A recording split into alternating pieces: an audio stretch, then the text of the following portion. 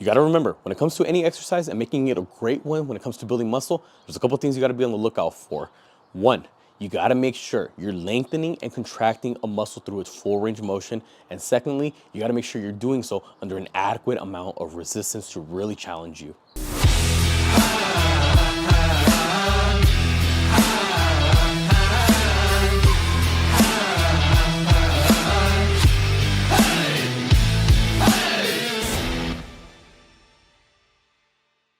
What's up, everyone? David here. We got a new video for y'all today. But before we get into it, if you haven't already, make sure you subscribe to the channel, hit the bell notification so you don't miss out on any new videos. Because remember, new videos on this channel every Tuesday, Thursday, and Sunday. So don't miss out. Now, right away, I just want to say there are good exercises, but there are better exercises. There's a time and place for every exercise. There's a time and place for any piece of equipment that you may be finding in the gym. But for the sake of this video, I'm talking about if your goal is to build muscle. I'm talking about hypertrophy, making the muscle bigger, training for looks, training for aesthetics, essentially thinking bodybuilding. I see so many times people with that type of goal, even my own personal clients, they say, okay, what have you done in the past? What has worked for you? If your goal is to build muscle, what have you been doing up until this point? The things that they're listing, not bad exercises, but there are better ones. Again, understand there's a time and place for everything. There's a reason why every piece of equipment is at a gym. There's a reason why certain exercises are invented, but they may not necessarily be for you if your goal is to build muscle. Just for the sake of this video, I'm talking about the 8 exercises, which in my opinion, again, this is just my opinion. Who am I to say? Do as you please. It's your gym, your membership, do whatever you want, whatever you feel is gonna get you results. These are the 8 exercises that I believe you should be avoiding if your goal is to build muscle. Number 1, anything with a battle rope. Now, don't get me wrong, great piece of equipment, but what is the goal? Again, it's all gonna come back to what exactly is it that you're trying to achieve, and that is building muscle. For when it comes to building muscle, you wanna make sure you're contracting and lengthening a muscle and make sure you're lifting with enough resistance. The rope itself does not weigh that much. I mean, come on, look at this. What is a little 2-inch piece of rope really gonna do? But if your goal is fat loss, if your goal is to lose weight, then yes, this is one of the best pieces of equipment. This is one of the best exercises you can do it. But your goal is not weight loss. Your goal is to build muscle. The reason why is because when it comes to weight loss, the whole goal is to burn calories. You burn calories, obviously, you're gonna be losing weight. But to build muscle, this is not heavy enough. And the fact that you don't really do this for reps and sets, you do it for timed intervals. And when it comes to building muscle, the whole goal and the whole way you measure progress is also based on how many times you can lift a given amount of weight for a given amount of repetitions. With this, you don't really try to beat your record the following week. You don't just say, I'm gonna do this for 45 seconds and then next week I'm gonna try to beat it. Because what exactly are you measuring? The amount of times you're waving it, how hard you're slamming it? No. So again, this is one of the best things you could do for weight loss. It adds variety to your cardio, because if your goal is fat loss, then the whole thing you have to revolve your workout around is burning calories. And it's one of the best ways, one of the funnest ways as variety to burn calories. But for the sake of building muscle, I mean, realistically, what muscle are you really working here? It's a little bit of everything. Legs, if you're squatting down, biceps, if you're doing snakes, shoulders, if you're doing slams. So when it comes to building muscle, you pick a particular exercise for one muscle group. This one, there's just so many that are working, and realistically, at the end of the day, it's really just meant more for cardio. That's why you see it at HIIT classes, cardio boot camp classes. For building muscle, I wouldn't necessarily go with this. Next one, push-ups. Now, this one is gonna vary from person to person. The reason why is because for you intermediate to advanced lifters, it's just simply not enough resistance. What was one of the very first things I said in this video? The top 2 things you need when it comes to making exercise great for building muscle: lengthening and contracting a muscle through its full range of motion, which a push-up does in fact do that, because when you go down, you're stretching out those pecs, because most of the time you are doing push-ups to build up your pecs, I'm assuming, if you're training for looks. Yes, you're stretching and you're contracting when you push off the ground. But what was the other thing I said? Under an adequate amount of resistance. And for so many people, the only reason why this exercise wouldn't necessarily be a good one It's because it's just it's too easy for you. You got into the point where you're strong enough where you could just rep out a bunch of push-ups, no problem. And at that point, if you could easily go about them, where is the challenge? Where is the struggle? Because you only build muscle through adequate amount of resistance. You got to struggle. You got to feel uncomfortable. You got to feel the burning pain. So if you're not struggling and you're just busting out sets of endless amount of push-ups, then realistically, are you really going to build any muscle off of it? No. That's why so many men, so many guys out there, we opt for what? For bench press, because that one we can load up a lot heavier. Is a push-up motion and a bench press motion any different from each other? No, it works the exact same muscle groups and you're going through the exact same motion. You're pushing your arms out in front of you. But with the bench press, we can load up so much more weight, whereas in push-ups, you can't. However, if you're a beginner and you struggle and you can't even get 5 push-ups, then by all means, stick with the push-up. It's gonna be one of the best exercises you can do to build up your pecs, front delts, triceps. It just gets to the point where I would say, again, me personally, if you get to the point where you can do 15 or more push-ups easily, then at that point, okay, we might want to start opting for weighted options like the bench press. If you can do 15 or less, and even then those 15 are struggling, okay, stick with it. My only concern with this one, why would I say it's not a good exercise? It's because it's just simply not challenging enough, because it's not heavy enough. Your guys' strength level is just too high for just a simple body weight exercise. Stick with a heavier weighted option. Third exercise, which I believe is pointless when it comes to building muscle, just a body weight plank. I mean, yes, it's challenging. I know a lot of people, they can't hold a plank, especially for like a minute. Yes, I understand the struggle behind it, but what is the one thing that I said that you need when it comes to building muscle, when it comes to having an exercise? Lengthening and contracting. And when it comes to doing a plank, what muscle group are you training? Most likely you're doing it for abs, which when you really think about it, actually the plank works out the entire core. Core is every muscle from here to here, front, sides, and back, not just your abs. Abs are not the only part of your core. There's multiple muscle groups, but everyone only prioritizes the abs. So if you are doing this exercise for this, the 6-pack, are you lengthening it at all? No. Are you contracting it? Yes, but you gotta go through the full range of motion. Just how when we do curls, we go all the way up, all the way down. The push-up example, we go all the way up, all the way down. Here, we're kind of just contracting, we're holding it. We're just doing an isometric hold. No, if you want to build muscle, you got to stretch the muscle, the stretching part. That's what's going to elicit a lot more growth, and we're completely neglecting it here. So for the sake of what I believe would be better ab exercises, go with options where you actually go through the abs intended range of motion. What do the abs allow us to do? The abs allow us to round forward, crunch like this. So therefore, you should be training it in movements that do that exact range of motion. So cable crunches, leg raises, sit-ups, anything where you're going through that range of motion, that's gonna be a lot better when it comes to your overall ab development. This next one I see a lot of, and it's not necessarily bad. The exercise itself I actually do like. It's just the way that people are doing it that makes it one of the worst exercises. And that simply be a plate press. So whether you do it on a flat bench or you do it on an incline, I'm pretty sure at one point or another, you've seen someone do something along the lines of this. My only problem with this, or actually I got multiple problems with this, is if you're doing it with one plate, what exactly is the struggle behind it? I mean, I'm most likely assuming you're doing this for your pecs. If you're doing it on an incline bench, then I'm pretty sure you're emphasizing more of the upper pec. If you're doing it standing up, I'm pretty sure you're doing it just as a general pressing chest exercise. But if you only have one plate, then obviously you're squeezing your hands together, but realistically, it is not that challenging to just squeeze a plate like this together. Even if you're doing it with a 45 and you're at decent strength levels, even that wouldn't be challenging.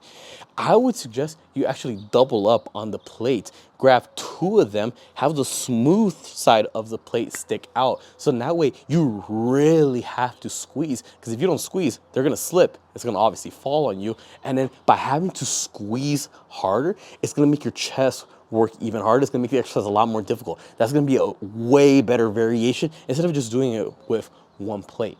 Also, another thing is when people do it and they're standing up straight, so not necessarily doing it on an incline bench, but just standing and they're going about it this way.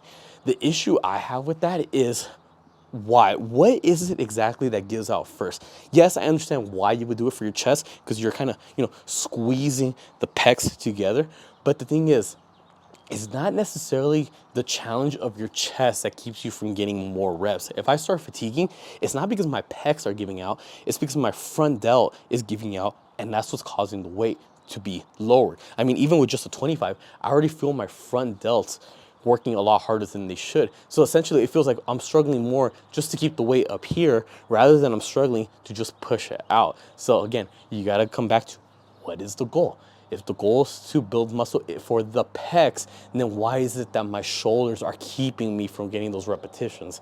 Those are the only two concerns I have with this. I know many of you have seen it. Many of you could be the ones actually doing this, but just minor modifications could really make this one of the best exercises. It's just the way that you're doing it is, in my opinion, why it's one of the worst as of now. So either double up on the plates or avoid standing up straight and going out. Do it more on the bench. What is my all-time favorite barbell lift? Without a doubt, the deadlifts. I mean, I'm talking about the sound of a couple 45s slapping together. I'm talking about just slamming the bar just straight on the ground, repping it out, standing up straight, grunting on the way up. Deadlifts, without a doubt, my #1 favorite exercise. Is also the exercise I am the strongest in. I'm a 455 puller, 455 pounds. That's my PR on the deadlift. But when it comes to building muscle, I'm gonna go ahead and say that's actually one of the worst ones that you can pick. Now, don't get me wrong, the deadlifts will build an enormous amount of muscle, but which ones exactly? Where exactly do you put your deadlifts? Do you put it on your back day? Do you put it on your leg day? Biomechanically, they are a leg exercise. When you really think about it, the hips and knees are bent. You're forcing against gravity to straighten out and lock out those hips and knees. So theoretically, they should work your quads and glutes. But many people say it's a back exercise. How is it a back exercise? Rows, pull downs, elbow and arm away from you, pulling it towards you, elbow and arm above you, pulling it down towards you. Those are back exercises. At what point do you do that with a deadlift? So why exactly is it a back exercise? Oh, it's because you keep your back straight when you're pulling off the ground. So I gotta keep my back straight when I squat. Why isn't the squat a back exercise? So you see, there's really, there is ways to schedule it into your workout program, but realistically, when it comes to training for looks, for muscles, bodybuilding, we pick certain exercises in the hopes that it's gonna build up that one given muscle group. What's the reason why you bench press? To build up your chest. Is that the only muscle group that it works? No, a bench works pecs, front delt, triceps, but we mainly do it for our pecs. Squats, why do we do them?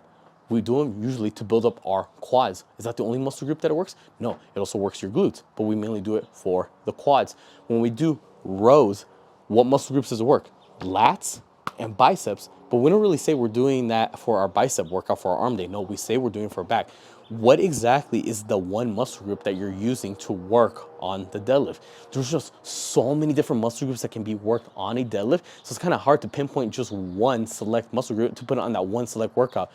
It obviously works your quads and your glutes because that's what you're using to push your legs and get the weight off the ground. You're obviously isometrically working your back to keep it straight throughout the entire range of motion, really working that back to pull those shoulder blades back. That's now we're starting to introduce a lot of rhomboids and trapezius muscles to, pinch back. We're working a lot of grip strength, forearms to hold onto the bar the entire time, triceps to really emphasize having those elbows locked out, because the last thing you want to do is try to curl a deadlift, especially, that's how you tear a bicep. So there's just so many different muscle groups that comes to the deadlift. But again, it's just so hard to pinpoint just one muscle group to work on the deadlifts as we do with any other exercise for any other body part. Again, every exercise that we do for bodybuilding, there's a reason why we do it, because we want to target this one muscle group. But for deadlifts, there's just so many. So how do we portion it out? If you want to do it, go for it. Me personally, I do it on back day. I know it's not a back exercise. When I do deadlift, I feel it all in my legs. The only reason why I do it on my back day is because my legs are already too tired from squats on leg day. So the last thing I want to do is go into heavy deadlifts with my legs already fatigued from the squats. That's the only reason why I split it across on a separate day. But hey, do you. Next one, bench tricep dips. Now, the dips, one of the best exercises you can do. I just personally don't like when people do it on the bench, and it mainly comes down to a mobility issue. If you have good shoulder mobility and it doesn't hurt, okay, then keep doing them. Okay, nothing wrong with that. But the thing is, whenever we want to train a muscle, it would be better to go through full range of motion. That's what I keep emphasizing, lengthening, contracting. And if you're doing dips with this type of variation in the hopes of building up bigger triceps, look what happens. I'm trying to go as low as I can. This is as low as I can. What's keeping me from going even lower? I feel a massive stretch right here in the front of my delt, and that's what's keeping me from going even lower. There's only so far I can go. My arms don't go back all the way. If I try to force anymore, that's gonna cause me a shoulder injury. I feel the stretch here. But look what happens. If I go down as low as I can, boom, that's all I go. Look how much my elbow is bent. It's not bent a whole lot if I try to hold that position, boom, right there, okay? Look how much more my elbow could have bent from here to here. So realistically, am I getting the full range of motion for my tricep when I go all the way down? Not really, because my shoulders are stopping me from going lower, but my elbow can obviously bend a lot more. So I'm sacrificing tricep gains for the sake of my limited shoulder mobility. That's the issue I have with this. If you want to go ahead and do dips for building your triceps, do it the traditional way, you know, grab a couple of dip bars and then go. Because that one you can go a lot lower and then boom, look what happens with the elbow. Bent all the way. My forearm is right up against my bicep and then you can push off of that. So if you can, again, just my opinion, I would stay away from the bench variation. So for this last one, I'm gonna go ahead and count it as 2 exercises actually, because I'm gonna be talking about 2 muscle groups. Again, I'm gonna be talking about the abs, and again, I'm gonna be talking about now the obliques, the little side muscles, the finger looking muscles right here. The abs, what do they allow us to do? Crunch forward like this. The obliques, what do they allow us to do? Twisting side to side.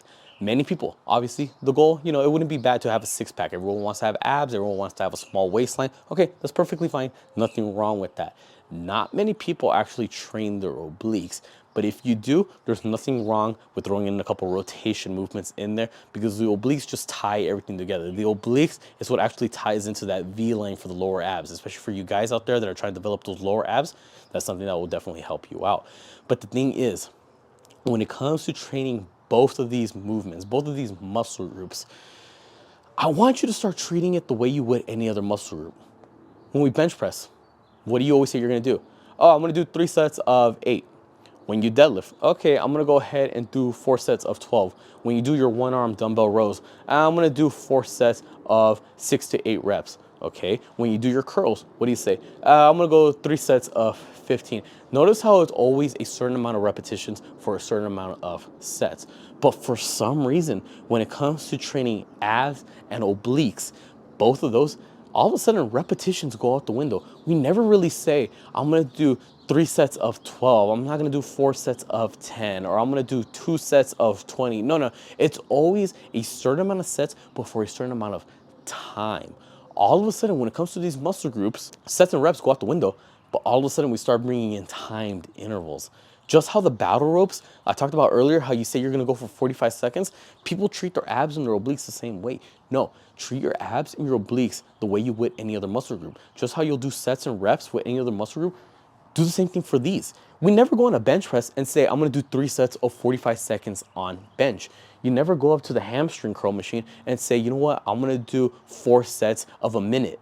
No. So why would you do that for here? Treat these muscles the way that you would for anything else. Sets and reps, adequate amounts of resistance, whether it be body weight, if that's heavy enough for you, or with a cable machine, cable crunches, get it enough weight and make it heavy enough. So not necessarily one of the worst exercises for you to do, is more of one of the worst concepts. The concept of timed intervals for both abs and both obliques, that's what I want you to stay away from. Treat it like anything else, sets, reps, and include some type of weight in there. So there you have it, everyone. Top 8 exercises, what I believe are some of the worst when it comes to building muscle. Again, a lot of these exercises could be great for you, but if your goal is to build muscle, that's what you got to take note of. If your goal is to lose weight, then some of these, what I just listed, could be one of the best things that you can do. It all just comes down to what exactly is the goal, what are you trying to accomplish. Make sure your exercise selection reflects that. But hey, at the end of the day, it's your workout, your program, your body. Do as you please.